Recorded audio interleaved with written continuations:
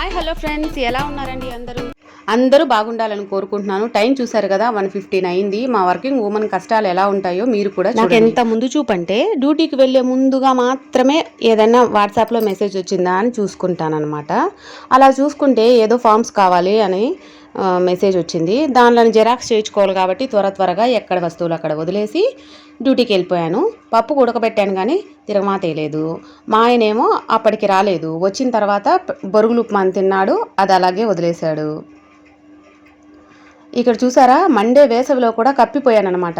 దేనికి? మామిడికాయకి కట్ చేశాను ముక్కలు, చట్నీ చేద్దామని. కానీ టైం లేదు. తొందరగా లేవచ్చు కదా సుహాసిని అనుకుంటున్నారా? తొందరగానే లేస్తానండి, 5:30కే.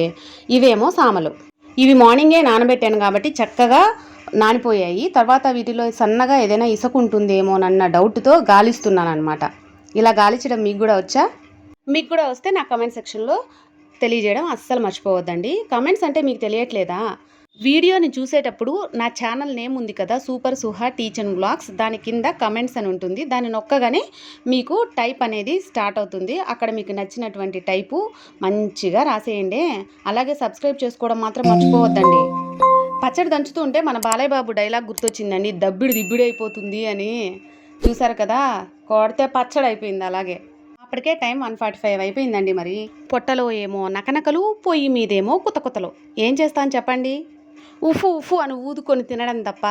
ఈ చట్నీ చూసారు కదా, పోపులో ఆకేసినట్లేదు, ఆకుతోనే పోపేసినట్టుందన్నమాట. నా హోమ్ మేడ్ నెయ్యి ఆలు ఫ్రై అన్నట్లు ఈరోజు వంటలు చెప్పలేదు కదా, మ్యాంగో తాలి అండి. అదేనండి, మామిడికాయ పప్పు, మామిడికాయ పచ్చడి. నంచుకొని లేకపోతే నా వల్ల కాదండో, అందుకే పకోడీ. వీడియోని దయచేసి స్కిప్ చేయకుండా ఫస్ట్ నుంచి ఎండ్ వరకు చూడడానికి ట్రై చేయండి. మిల్లెట్స్ అనేవి రోజు తినం, కానీ ఎప్పుడన్నా ఒక రోజు తింటూ ఉంటాము.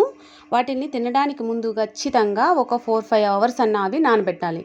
బెటర్ మీరు నైటే నానబెట్టుకుంటే. చూస్తున్నారు కదా, స్టీల్ గిన్నెలో వండినా కూడా సామల అన్నం అనేది కొంచెం కూడా అంటుకోకుండా పొడిగా సూపర్గా ఉంటుంది. కొలత మీరు కావాలంటే ఒక గ్లాస్కి 3 గ్లాసులు వాటర్ వేసుకోవచ్చు. నేనైతే ఇంత కొలత ఏముండదో అందాజుగా వేసేస్తాను. వేడి సామలన్నం, మ్యాంగో పప్పు, మ్యాంగో పచ్చడి, పొటాటో ఫ్రై, ఇలాంటి మరెన్నో హెల్దీ రెసిపీస్ కోసం మీరు మన ఛానల్ని తప్పకుండా సబ్స్క్రైబ్ చేయాలి.